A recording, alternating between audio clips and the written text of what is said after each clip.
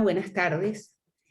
Cuando tomé en mis manos el libro de ensayos de Carl Crispin, Es posible leer La montaña mágica en nuestros días, del cual además le doy las gracias a sus editores Luna Benítez y Carsten Totman por hacérnoslos llegar a Pasión País. Empecé a leerlo y hubo una frase que me atrapó. He pensado siempre en un teorema imposible: imaginar la vida de alguien según los libros que leyó. Con frecuencia digo que los libros se terminan de escribir en las manos de cada lector, quien construye o desconstruye su contenido a partir de su experiencia. En ese momento, con esa frase, vino a mi mente la niña que fui, que a los 14 años me gastaba mi mesada en libros sin saber con exactitud qué tenía que leer. Es por ello que esta frase de Carl resonó en mi mente y me empujó a adentrarme en sus ensayos como alguien sediento que busca el agua fresca para calmar su sed. Muchas de sus frases, sobre las que pienso invitarlo a conversar esta tarde, definen a mi entender su interés por los autores a los que aquí se refiere. Pero pienso además que como buen docente brinda una guía clara para quienes quieran ordenar su proceso de lectura, acercándose a los temas contemporáneos más importantes. Y digo temas y no escritores, porque es obvio que cuando se escribe no solo se atan palabras, se anudan y desanudan, buscando respuestas para nuestras ideas y nuestros fantasmas. Bienvenido, Carl Crispin, a Palabra Digital en Pasión País. Muchísimas gracias, Inés, y bienvenida también la audiencia que tenemos presente hoy. Que sí, lo que tú decías respecto a la frase que yo anotaba en el libro, respecto al teorema de que que la vida de alguien puede ser tan interesante por los libros que ha leído. Y eso es absolutamente cierto, porque nosotros normalmente, es decir, nos pasamos la vida coleccionando, es decir, los grandes hitos de nuestra existencia, es decir, dónde estudiamos, dónde nos graduamos, nos casamos, más o menos la vida, y solemos olvidar, es decir, el placer y el acompañamiento que nos han procurado los libros, que muchas veces, es decir, uno, por ejemplo, se pregunta, ¿qué estaba haciendo yo hace 10 años? Pero resulta que hace 10 años recordaba que estaba leyendo, por ejemplo, a Paul Auster, por decir algo, y estaba absolutamente encerrado con La Noche del Oráculo como uno de los protagonistas que está encerrado en un sótano en Kansas City, y esa especie de imagen absolutamente vital de una situación literaria, es decir, te acompaña tanto como te puede acompañar alguna situación en la vida. De modo que los libros, es decir, son una compañía y son una necesidad, por lo menos para algunas personas que no podemos vivir sin ellos. Así es. Bueno, quiero abordar, por supuesto, como introducción a este tema, ¿no?, el nombre del libro. En este ensayo haces referencia a la velocidad con la que vivimos. Bueno, el Instagram, el Twitter, deja la inquietud de quién puede entonces interesarse en leer a Thomas Mann con un libro que tiene mucho más de 700 y pico de páginas, o a cualquiera de los clásicos, ¿no? Ante la pregunta que formulas, ¿has llegado a alguna conclusión? ¿Debemos cambiar la forma de escribir, de leer, o tenemos que pensar en nuevas herramientas para ganar a los lectores? Sí, yo creo que ni tenemos que cambiar la forma de escribir, ni tenemos que cambiar la forma de leer. La única forma que hay que cambiar es nuestra relación con el tiempo, porque el tiempo se ha convertido en una especie de de mito obsesionante en la mayoría de las personas, y la gente suele decir que no tiene tiempo para leer un libro como La Montaña Mágica. Que, por cierto, la pregunta implica, es decir, no solo si la gente puede leer hoy en día un libro como La Montaña Mágica, que tiene casi 1000 páginas, sino que si está dispuesta a ingresar en esa especie de terreno de revelación que puede implicar un libro como La Montaña Mágica. Pero como yo también digo en mi prólogo del libro, es decir, el tiempo lo podemos manejar de acuerdo a nuestras prioridades, porque Hay personas que digamos, pueden estar viendo una serie de Netflix y ven 6, 7 temporadas, es decir, con una especie de precisión inequívoca, y resulta que para ver unas temporadas, una serie con 6 o 7 temporadas en Netflix, hay que invertir mucho tiempo. De modo que el problema no es el tiempo, el problema es el tiempo que las personas están invirtiendo en la literatura. Y desde luego la literatura no se puede cambiar. Es decir, la literatura tiene un orden más o menos establecido dependiendo, por supuesto, si es una literatura para entretener o es una literatura para hacer arte, porque esos son dos instancias, evidentemente, que forman parte de este universo maravilloso. Pero yo diría que la promoción de la lectura debe ser realizada sobre la base del descubrimiento del inmenso placer y la inmensa compañía que tiene la literatura. Mis alumnos, por ejemplo, en la universidad, siempre leen un libro. Es decir, cuando doy historia de Venezuela, leen una novela venezolana. Cuando doy historia universal, leen una novela universal. Y muchas veces en las primeras clases le pregunto yo a mis alumnos, ¿y a ti te gusta leer? Me dicen, no, profesor, a mí no me gusta leer. De modo que entonces, si tú recibes un WhatsApp, tú no lo lees porque a ti no te gusta leer. Dice, no, claro que lo leo. Entonces tú tienes que ir descubriendo las cosas que a ti te gustan para ingresar, es decir, en ese mundo de placer y en ese mundo de un hedonismo espiritual interminable que vas a descubrir por la literatura. Así es. Bueno, me estás hablando desde la relación del lector, ¿no? Con la decisión de ese tiempo y la decisión de qué es en realidad lo que le interesa. Y desde la posición del escritor, ¿cómo percibes esta situación que nos toca vivir de velocidad a través de las redes sociales, del streaming y todas estas tendencias actuales? Sí, la situación del escritor es muchísimo más comprometida,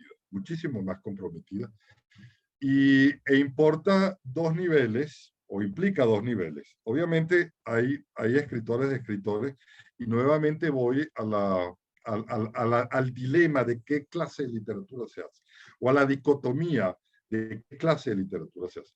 Si yo hago una literatura para entretener, yo estoy pensando en un público, yo estoy pensando en lo que a la gente le gusta y cómo me gustaría que a mí me leyeran. Por eso es que hay tantos escritores, digamos, lo que llamo yo los escritores de verano, que hacen una novela para leerse en vacaciones, y normalmente esa novela gana el premio Planeta o gana el premio Alfaguara, y sencillamente al año siguiente esa novela está completamente devaluada porque duró sencillamente una temporada veraniega. En cambio, cuando se hace arte en la literatura, obviamente el escritor no puede medir, y perdonen que lo diga en estos términos tan absolutamente ortodoxos, es decir, un escritor no puede medir la importancia del público. Es decir, a mí no me puede importar si me van a leer o no, porque el arte no puede pasar por un asunto de mayorías. Y los libros a lo mejor no se leen en algún momento. Pero como decía Georg Steiner, en algún momento habrá algún lector que lo descubra en el futuro. De modo que por eso te estaba diciendo que la situación del escritor es tremendamente comprometida, porque no puede, sobre todo los escritores que pretendemos hacer arte, porque el escritor que pretende hacer arte no puede tener en consideración el gusto del lector, lamentablemente hablando. Sí. Bueno, sobre la escritura en sí, tomo las 4 primeras líneas del ensayo de Loren Durell en 4 Alejandrías, donde dices, la arquitectura de una novela es un sistema complejo, sirve para edificar un mundo entero que pueda ser una sublimación o la contracara de la realidad, otorga la posibilidad de enfrentar el afán de un creador para representar a quienes habitan en su imaginación. Entonces, enlazo estas líneas con que introduces este autor de las 4 Alejandrías, justamente con lo que estás diciendo, ¿no? ¿En qué sentido o cuál es la magnitud de influencia en ese buscar sincero de lo que pasa dentro de ti, de los personajes, de los fantasmas, de las luces y las sombras, para ponerlas sobre el papel y que eso le dé a la obra la sustancia que le permitirá vivir mucho más tiempo. Sí, eso nos lleva a un elemento tremendamente importante del hecho escritural. Es decir, el escritor escribe sobre lo que lo preocupa internamente. Es decir, sobre el mundo que trata un poco de irrumpir desde adentro, yendo hacia afuera. Por otro lado, es decir, la frase digamos que comienza, es decir, en el ensayo sobre Lawrence Durrell. Durrell en particular quería erigir una arquitectura especial, es decir, con ese libro o con esas 4 novelas que son el Cuarteto Alejandría, que son Justine, Baltasar, Montolive y Clea. Es decir, él quería realizar un orden en donde más que nunca, es decir, hubiese, digamos, la confluencia de una especie de gran historia que se desarrolla en una ciudad donde se puede conseguir absolutamente de todo. Se puede ver el Cuarteto de Alejandría como una historia de sexo en sus múltiples definiciones. Se puede ver como un problema de la geopolítica de los ingleses en medio de la situación de guerra, como un problema entre egiptos y coptos y como un problema realmente del desarrollo de las pasiones humanas enfrentadas en una sociedad absolutamente exótica o aparentemente exótica como Alejandría, donde el propio Durrell vivió, que por cierto Durrell nunca se encontró a gusto en Alejandría, pese a lo que uno pueda creer leyendo esas páginas maravillosas. Pero Durrell quería realizar un sistema de 3 novelas que se iniciasen, digamos, con una relación de continuidad literaria y en el último capítulo, o en el último libro, que es Clea, terminar esa urdimbre, es decir, un poco relacionando el eje del espacio y el tiempo, o de Psique y Cupido para absolutamente armar las piezas del rompecabezas, pero no para armar las piezas del rompecabezas donde hubiese una suerte de decisión racional que le diera el toque final a la obra, sino para que la obra comenzara de nuevo. De modo que lo más interesante del Cuarteto de Alejandría o de esas 4 novelas es que es una novela que se repite ad eternum, es decir, que nunca termina, porque la arquitectura de un escritor o la arquitectura de un escritor o de un creador que se suplanta en la figura de un dios temporal no puede terminar, es decir, no puede tener fecha de caducidad, de modo que siempre será una cosa muy presente. Bueno, siguiendo adelante, trato de hacer un recorrido que no lo voy a hacer en estricto orden y tampoco nos va a dar tiempo de hablar de todos los ensayos que conforman el libro. Pero precisamente en esto que venimos tocando, que de alguna manera es el mundo del escritor, ¿no? En el ensayo de Cyril Connolly refieres que para este autor eso de la felicidad, la familia, los hijos y hasta el sexo son enemigos del escritor. Y citas un párrafo de su obra, la obra se llama Enemigo de la pobreza, ¿no? Y allí tú haces referencia a este texto. El escritor que deja transcurrir más de un año sin encontrarse en un lugar apropiado de trabajo, el pequeño retiro de una habitación de hotel sin lujos, corre el peligro de permitir que su talento se embote. Podríamos decir que esta visión nos habla de un apostolado. ¿Tú eres capaz de verlo así? ¿Comulgas con este planteamiento? Yo creo que comulgo de alguna otra forma con ese planteamiento, porque es decir, las preocupaciones cotidianas de la vida, es decir, boicotean de alguna u otra forma la visión del escritor.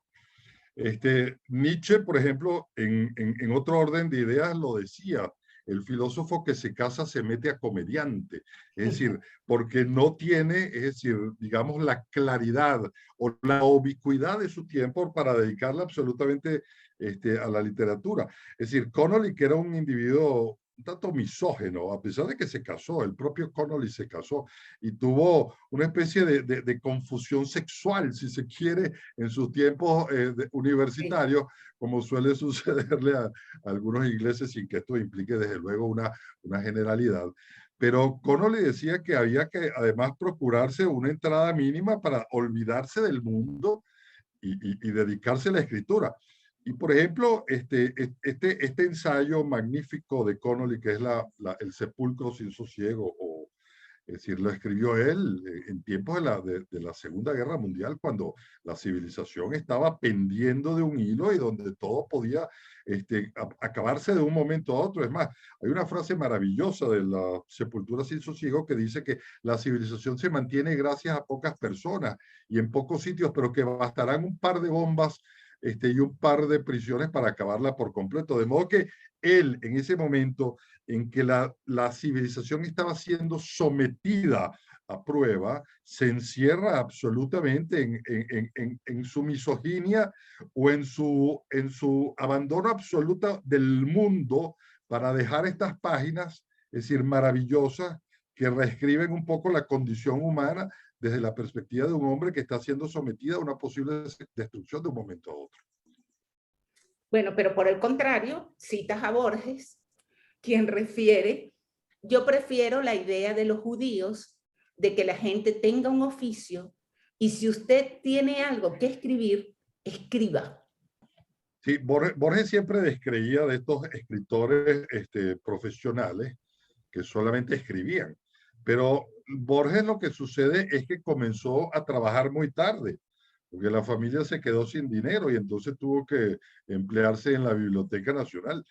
Pero sí, pero es decir, y eso le daba cierta pretensión moral de que él tenía un oficio, pero durante muchísimos años no lo tuvo realmente. Y la prueba es que cuando reunió un poco esa mesada ideal de la que habla Connolly, dejó de trabajar totalmente. Sí, bueno, en realidad, digamos que ese es como el sueño de todo escritor, ¿no? Poder dedicarse solamente a escribir. Sí, absolutamente. Sí. Eso es muy difícil en nuestro mundo contemporáneo, bueno, porque pocos lo pueden hacer realmente. Pero eso tiene una ventaja, eso tiene una ventaja. Cuando uno no vive de la literatura, uno no sacrifica la literatura a intereses subalternos como el ganar dinero, por ejemplo. Sábato decía que un escritor debía escribir, obviamente, y que si ganaba dinero era absolutamente bienvenido, esos ingresos que pudiese tener. Pero que si su escritura estaba dedicada o dirigida a ganar dinero, el producto iba a ser absolutamente aborrecible.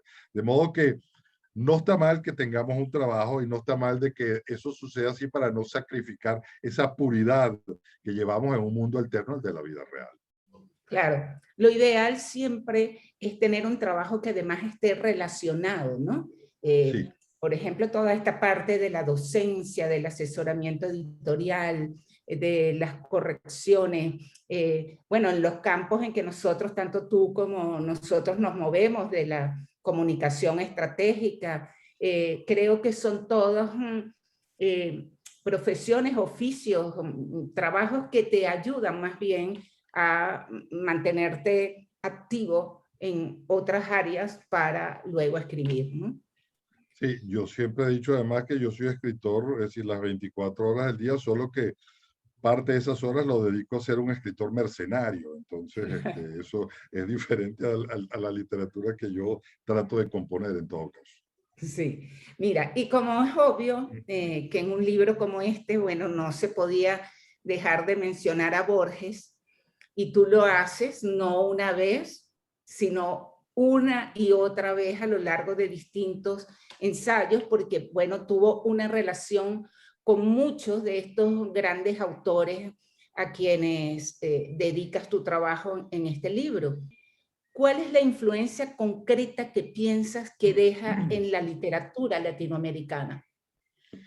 Yo no sé si nosotros podríamos hablar de literatura latinoamericana. Yo no sé si ese concepto le hubiese gustado a Borges. Es un concepto tremendamente equívoco, porque primero que es una invención de un francés, es decir, en el siglo XIX. En la época, por ejemplo, de la independencia, si alguien hubiese hablado de Latinoamérica, eso no habría sido entendido. Cuando hablamos de Latinoamérica, por ejemplo, se podría entender que es el influjo de los países bajo la órbita latina. pero el 60% de los vocablos del idioma inglés son de origen latino. Entonces, si uno le va a decir a un habitante de New Hampshire que si es latinoamericano, te van a mirar un poco raro. Pero más allá de eso, yo creo que Borges le gustaba el concepto de hispanoamericano o americano, más bien realmente. Yo creo que la influencia de Borges es una cosa tremenda, una especie de Dios que encarnó en un hombre y que nos hizo a todos leerlo para saber que nunca íbamos siquiera a llegar a imitar absolutamente su tipo de escritores. Yo creo que la voz y la escritura de Borges es una cosa completamente ubicua y que le da un sentido a la vida, es decir, absolutamente maravilloso. Yo creo que leer a Borges es como ingresar en una religión laica, es decir, donde además el escritor oficia de Dios y oficia de sacerdote y oficia de papa y oficia de iglesia y oficia de feligresía. Yo creo que es probablemente, bueno, junto a Shakespeare probablemente y Goethe quizás, de los escritores más completos que ha dado la humanidad. Yo creo que un Borges nace pues cada 100 años, cada 200 años, cada 300 años. Y obviamente es un sol que tenemos. Nosotros digamos que giramos heliocéntricamente alrededor de su figura, o él gira, o nosotros giramos alrededor de él, y es inevitable, digamos, su presencia. Ahora, yo, por ejemplo, toqué en ese ensayo sobre Borges un aspecto quizás poco conocido, que era su vida diaria. Y su vida diaria que estuvo absolutamente plagada de literatura. Y basándome en el diario que hace Bioy Casares sobre su relación amistosa, que dura más de 45 años. Y ahí nos encontramos un Borges muy distinto. Es decir, un Borges que es estricto, un Borges que es terrible, un Borges que puede ser incluso maledicente. Porque claro, un Dios, es decir, no es precisamente un individuo que puede tener condescendencia con sus hijos. Bueno, Harold Bloom dice, por ejemplo, que el Yahvé del Nuevo Testamento es un individuo que está de mal humor habitualmente, y Borges parece que estaba de mal humor habitualmente con sus congéneres literarios. Era lógico, era un Dios no puede condescender al reino de los mortales. Qué maravilla. Mira, y precisamente en el capítulo dedicado a Borges, con el que inicias el libro, haces referencia a Gabriel Said, quien dice que publicar un libro es ponerlo en medio de una conversación. Y entonces te refieres a la crítica literaria, la cual pareciera que logra todo menos el encuentro real con la literatura. Sí, yo, es decir, lo que debo decir, por ejemplo, con respecto a este libro de ensayos, que son ensayos de un escritor que ha leído una serie de escritores y que ha querido escribir de ellos. El día que me diga alguien que yo soy un crítico literario, me voy a asustar. Y me voy a asustar por un poco retomando tus palabras, porque los críticos literarios hacen cualquier cosa menos plantear una relación, digamos, un matrimonio feliz, incluso un amancebamiento ideal entre el lector y escritor. Y sobre todo esta crítica contemporánea, es decir, que parte un poco del estructuralismo francés, que pasa luego al postestructuralismo, que llega al deconstruccionismo de la Universidad de Yale, que parece que la obra literaria sencillamente es un todo que hay que deconstruir, hay que sacar sus partes y ponerlas independientemente las unas de los otros, e ir estudiando aquello con un criterio de un cientificismo realmente áspero, agrio y desagradable, que hace que se produzcan artículos literarios solamente para la lectura de profesores. Es decir, cuando Gabriel Said dice publicar un libro es colocarlo en medio de una conversación, es que cuando se escribe un libro ya deja de pertenecerle obviamente al escritor y pasa a ser, digamos, del patrimonio del lector. Y el lector hace con ese libro e interpreta ese libro como quiera, lo lee como quiera, lo interpreta como quiera. El escritor no puede darle ninguna seña de identidad al lector, es decir, para interpretar su obra. Porque Mann lo hacía, Mann llegó a decir que La montaña mágica había que leerla 2 veces para entenderla. O el propio Lawrence Durrell dice que sencillamente al final, en su último libro, se produce, digamos, la simbiosis entre espacio y tiempo, y que el lector tiene que estar muy pendiente de eso. No, no, no. El lector está pendiente de sus propias claves y de esa conversación que él tiene con sí mismo en la reconstrucción del texto y en la ultimación de esas piezas claves de la novela o del libro.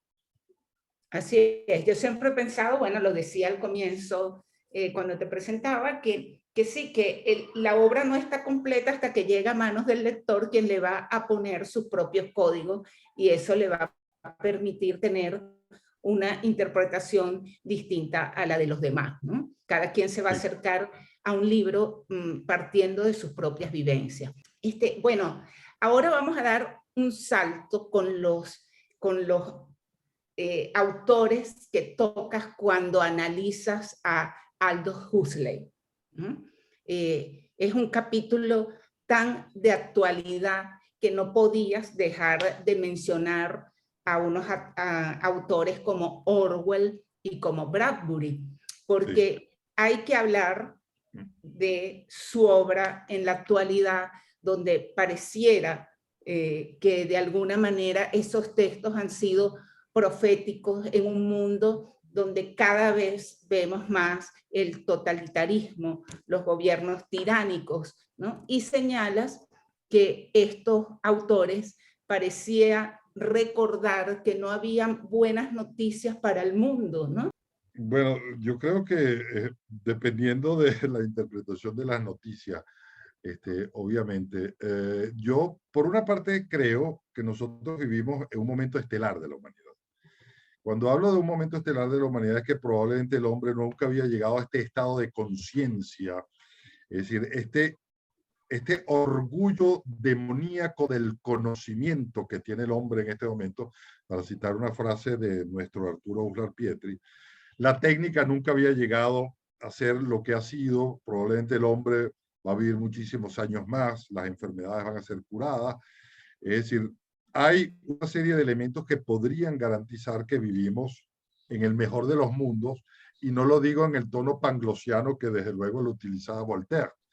Pero por otro lado, es decir, cuando crecen las expectativas de una sociedad, cuando crecen las expectativas incluso democráticas de una sociedad, probablemente si esa misma sociedad no tiene la capacidad que tenía de atender todas esas expectativas, y hemos perdido un poco este individualismo que fue el creador de las grandes sociedades democráticas y de la defensa de la libertad. Es decir, nosotros tenemos que decir que la defensa de la libertad y la democracia en el mundo se da precisamente por el individualismo, pero estamos retrocediendo a unos momentos en que ya se ha perdido un tanto esa evolución o ese crecimiento basado en que el individuo sea un factor, digamos, centrado en sí mismo, a pensar que el Estado es dador de una serie de privilegios, de una serie de comodidades y de una serie de dignidades, como una digna vivienda, un digno sueldo, un digno hospital, etcétera, y eso no se puede hacer. De modo que en esa especie de confluencia entre el deseo y la realidad es que están las buenas noticias o las malas noticias del futuro. Y francamente creo que las buenas noticias van a escasear. Probablemente se va a mantener la democracia hasta cierto sentido en países que han alcanzado una especie de madurez política, que no dejan de defender la libertad todos los días. Pero nosotros, en estos países en los cuales estamos, para citar una frase de Francis Fukuyama, que estamos todavía atrapados en la historia, las noticias cada vez son peores y van a ser catastróficamente peores cada vez más. Me impacta porque le encuentro además mucha asociación con estos tiempos que nos ha tocado vivir, ¿no? Claro, porque ¿por qué lo digo?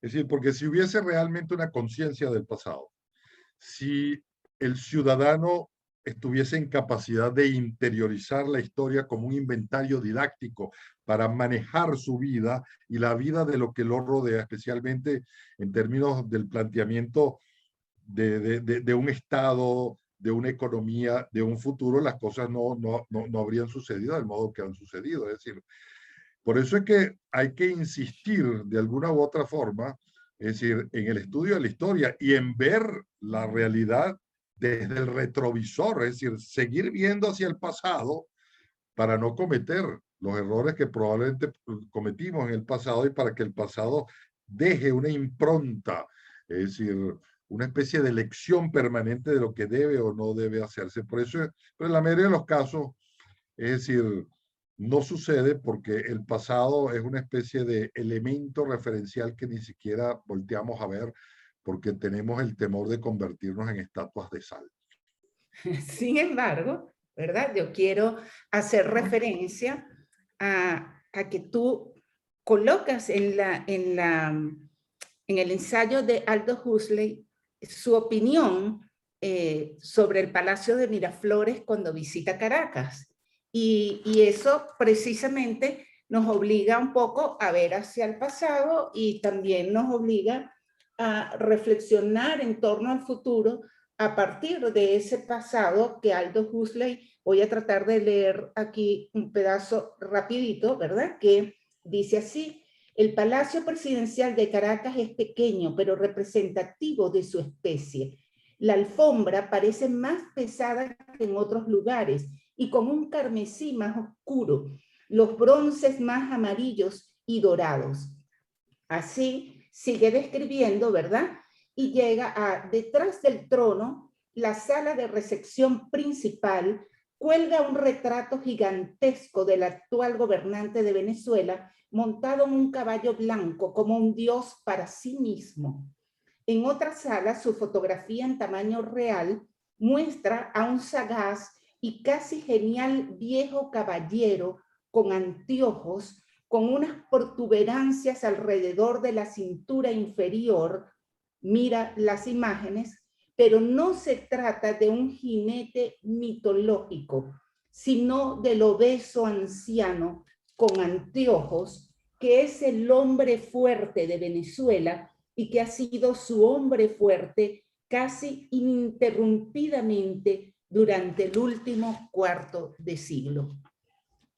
Esto me parece magistral que lo hayas colocado allí cuando describes la obra de Huxley y la impresión que le da a este escritor este paisaje, digamos, con el que se encuentra en Venezuela, ¿no? Sí, esos son una serie de ensayos, de crónicas de viaje que hace Aldous Huxley en un libro maravilloso publicado por Penguin que se llama Beyond the Mexican Bay.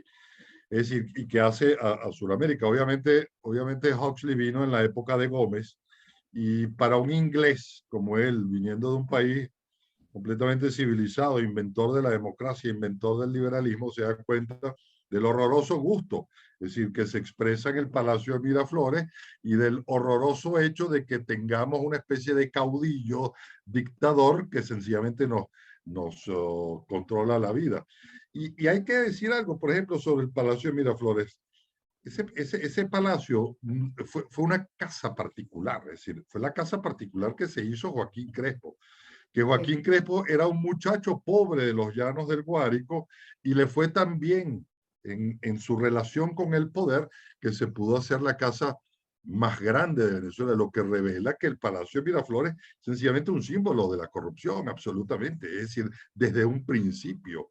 Y entonces yo creo que Huxley lo está viendo, es decir, con cierta benevolencia condescendiente, porque habla de que el carmesí es más intenso que otro, pero en el fondo está, digamos, utilizando, es decir, las palabras para esconder ese horror que le produce, es decir, digamos, el encuentro de la corrupción y del mal gusto que se encuentra precisamente en el Palacio de Miraflores. Sí, ahora me gustaría que no pasaras por alto en esta descripción que estás haciendo la simbología o lo que deberíamos tomar en cuenta de la imagen de Gómez presidiendo el salón y que luego ha sido como una costumbre en Venezuela, la imagen presidencial dominándolo todo, ¿no?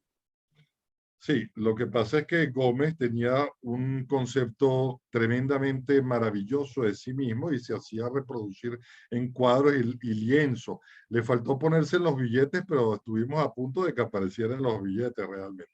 Pero el tema del hombre fuerte, que es un tema desafortunado en nuestra historia y que nos persigue a lo largo de nuestra vida, pues ese es el tema que retrata Huxley en su ensayo y del que inevitablemente no hemos podido salir aún en este modernísimo siglo XXI. ¿Crees entonces que para ser gobernante tienes que tener una maravillosa imagen de ti mismo? No, yo siempre he creído, yo espero que llegue algún día en nuestro país en que nosotros no sepamos el nombre del presidente, como le sucede a los suizos. Es decir, que la gente no tenga idea de cómo se llama un ministro y que nuestros gobernantes no sean otra cosa que administradores prudentes. Mira, en la política mundial hay quienes se formulan la pregunta de si están desapareciendo las ideologías, ¿no? Con lo que acaba de ocurrir en Madrid, este tema ha estado muy en la palestra el día de hoy. En tu acercamiento a Albert Camus, cuando hablas de su calificación de existencialista, bueno, mencionas a Kierkegaard, a Sartre, y te planteas una duda, ¿no? Te preguntas si a través de la literatura se puede confeccionar una filosofía. ¿Tienes una conclusión al respecto? Lo que sucede es que en el caso particular de Camus, es decir, él se le hace formar parte de esa especie de pleiad de existencialistas precisamente porque él toca y desarrolla temas existencialistas en su obra. Es decir, nada más leer El extranjero y sobre todo leer La caída, que es una afirmación de un individuo que busca respuestas en un mundo convulso, es decir, llega muy de cerca a todo el tema del existencialismo. Yo creo que la literatura tiene otra vía. La literatura no puede ser instrumento, digamos, de la filosofía o de la historia o de la sociología, sino que la literatura es la literatura y debe ser vista en ese sentido, como la creación de un mundo alterno que convive con nosotros, el mundo real, no tanto un topus Uranus, es decir, como algunos han querido verla, porque eso sería idealizar la literatura y encontrarle algún elemento que nos lleva hacia otra dimensión. Yo creo que la literatura no puede ser para pulverizar la historia, para desarrollar la historia, para plantear un escenario filosófico, sino que, digamos, tiene sus propios objetivos muy independientes, es decir, de todas las disciplinas que nosotros podamos mencionar. No por ello, no quiere decir que haya la posibilidad de hacer reflexiones filosóficas, es decir, en un texto las hay muchísimo. No hay, existe también la posibilidad de que la literatura se plantee, digamos, algún tipo de denuncia sobre el mundo que nos rodea, porque fundamentalmente, ¿qué hace el novelista? ¿Qué es el narrador? El narrador es un yo inconforme ante la sociedad o ante el mundo y ante la historia en que vive y por eso escribe novelas, para crear un mundo que a lo mejor parodie, sublime o se enfrente al mundo que día a día vive de alguna u otra forma. Bueno, en esa frase, primero te quiero decir algo, dices, ok, la literatura tiene otros objetivos, pues, ¿no? Tiene que cumplir con otros derroteros. Sin embargo, yo voy por la tercera vez que leo tu libro de Es posible leer La montaña mágica en estos tiempos. Bueno, muchas 3 veces. gracias. 3 veces ya lo he leído, porque el tema de que hay frases claves, bueno, como esta frase maravillosa que acabas de decir ahorita del escritor como el yo inconforme, hay una serie de frases que son tan atinadas y tan oportunas para este momento que nos toca vivir como país, como sociedad, que me las he imaginado en Twitter, ¿sabes? Las frases específicas, dando un mensaje en Twitter y sería realmente unos mensajes contundentes que harían pensar a unos cuantos. Entonces, de cualquier manera, siempre en la literatura está implícito ese compromiso que tenemos como personas, ¿no? Absolutamente. Y yo creo que la literatura, si tiene algún fin inmediato, es un fin que curiosamente es inmanente. Es inmanente ¿por qué? Porque ayuda a transformar el mundo personal de los lectores. pero de los lectores concebidos individualmente, pero nunca existe una transformación colectiva. Y prueba de ello es que los libros que han sido pensados para las transformaciones colectivas, normalmente lo que han traído son miserias a la humanidad.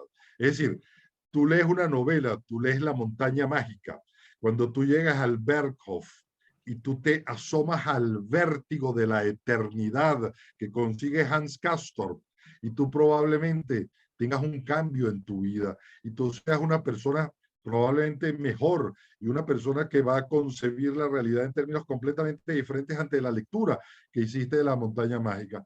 Pero eso no quiere decir que el libro La montaña mágica haya sido concebido para cambiar colectivamente la vida de la humanidad.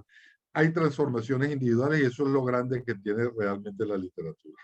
Claro, así es. Pero otra frase que yo no quiero pasar por alto es la siguiente. La primera obra de un escritor es un relámpago disparado en medio de una comunidad de ciegos a la que quiere sorprender. Esa frase es espectacular. O sea, pero además ubica al escritor como alguien muy frágil cuando sale con esa primera sorpresa en sus manos y me causa mucha curiosidad la visión entonces de los que están deslumbrados por el relámpago. Sí, y ese es el problema un poco de los escritores cuando se enfrentan a, o cuando han terminado su ópera prima, que sencillamente quieren sorprender. Y entonces, por eso es que lanzan el relámpago como el dios del trueno. Pero normalmente lo que sucede es que las óperas primas son normalmente las obras que más rápidamente se olvida un escritor. Yo creo que un escritor va, digamos, tejiendo una especie de urdimbre a lo largo de su vida, que es escribir un libro, es decir, bajo múltiples formas consecutivamente. Es decir, y por supuesto, ese libro no se termina nunca. Y ese libro solamente se termina con la propia muerte, es decir, del escritor. Bueno, luego hablas de la fama, ¿no? Cuando estamos hablando de este sueño que tiene todo escritor de que su primera obra se convierta en algo importante. Y no podemos dejar pasar este tema, ¿no? Y te refieres a Truman Capote y te sujetas también a analizar los planteamientos de Vargas Llosa en su libro La civilización del espectáculo, donde está aquí la pérdida y la ganancia en estos conceptos que se manejan. Sí, yo creo que una de las peores cosas que pueden acompañar a un escritor de alguna u otra forma es la fama. Es decir, aunque sea contradictorio. Cyril Connolly lo definía muy bien, que era un ejército de termitas que terminaba fagocitando un poco el alma del escritor. Es decir, si alguien está pendiente de alcanzar una fama, es decir, que lo va a terminar destruyendo completamente porque la fama es un contraespejo contra la realidad y de alguna u otra forma es un vaso comunicante versus lo que piense un público receptor. Es decir, quien piense en la fama, más bien que se dedique a ser un influencer o un Instagramer o un tuitero de categoría, pero jamás escritor. Yo creo que la fama es una cosa terrible para cualquier escritor y le impide realmente el equilibrio, y le impide pensar y le impide tener el suficiente equilibrio como para la creación permanente. Bueno, mira, ya para ir despidiendo, por supuesto, yo no quiero dejar pasar esto. Arthur Koestler te lleva a encontrarte de frente con el monstruo del comunismo y apuntas que solo desde la libertad podemos escoger nuestros sistemas políticos. También mencionas que nunca la imposición termina fraguando posibilidades democráticas, sino experimentos y catástrofes. Una cosa es la denuncia política, digamos, panfletaria, partisana, partidista, actual, que eso de alguna u otra forma demerita el hecho literario porque lo cotidianiza totalmente. Pero por otro lado hay una denuncia política, es decir, digamos, en autores como Arthur Koestler. Es decir, la lectura de una obra tan extraordinaria como El Cero y el Infinito, es decir, debería ser también una lectura, es decir, más socorrida, más invocada. Y hay una frase maravillosa que ayuda a entender el totalitarismo, es decir, de una forma tan absolutamente sintética y genial, que es inevitable no citarla e invocarla permanentemente. Koestler dice, o el personaje de Koestler dice en El Cero y el Infinito, el partido no se equivoca nunca. Cuando nosotros tenemos la convicción, la conciencia y la certeza de que hay un elemento institucional que tritura permanentemente nuestra libertad, a quien le importa poco la conciencia individual y que se impone por encima de todo, nosotros entendemos con esa frase el terrible peso que cargamos encima con los totalitarismos que estamos enfrentando en la historia contemporánea del hombre. Bueno, Carl, de verdad ha sido un gusto poder conversar contigo esta tarde. Y bueno, yo quiero concluir con la siguiente reflexión, ¿no? Que este libro, a mí en lo particular, me da la sensación de que propicia un viaje hacia el interior del ser humano que es el escritor.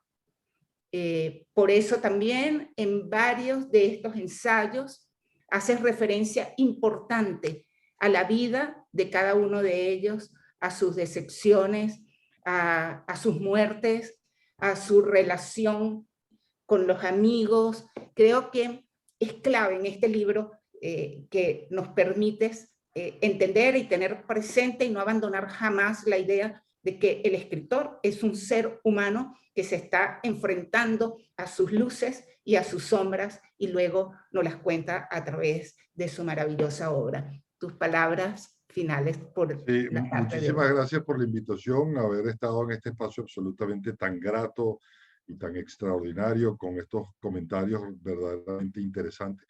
Me gustaría despedirme con una frase de Borges y una frase a propósito de Borges. En 1967, Victorio Campo le hizo una entrevista a Borges y al final del libro, que se llama Un diálogo con Borges, Victorio Campo le pregunta, ¿y usted en qué momento de su vida le gustaría detenerse? ¿En la infancia, en la adolescencia, en la madurez o en la vejez? Y Borges responde, a mí me gustaría detenerme en este día de 1967, de modo que a mí me gustaría también detenerme en este día de mayo de 2021 con ustedes todos. Muchas gracias, Car, qué maravilla. Bueno, los invito a los que no han leído este libro a que lo busquen, lo lean, lo van a amar, de verdad, es un libro maravilloso. Está disponible en las librerías que quedan en Caracas, pero también lo pueden comprar vía Amazon.